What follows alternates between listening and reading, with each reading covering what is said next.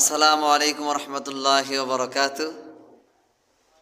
এই যে আমার প্রাণ প্রিয় মসজিদ, যেই মসজিদের সাথে আমার আত্মার সম্পর্ক, যে মসজিদের সাথে আমার হৃদয়ের সম্পর্ক, দীর্ঘ 15 বছর এই মসজিদে খেদমত করেছি। ঢাকা ডেমরা সুন্নাহ জামে মসজিদ।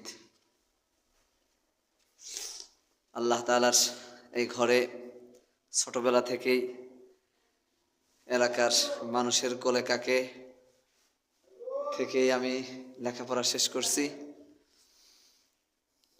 এই সেই ঐতিহ্যবাহী মসজিদ। অনেক দিন পর, প্রায় দীর্ঘ 6 বছর পর এই মসজিদে আসলাম।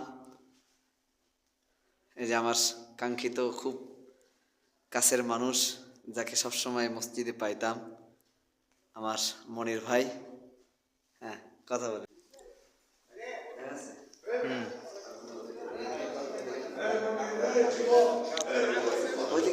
মামা, হ্যাঁ হ্যাঁ করতেছি।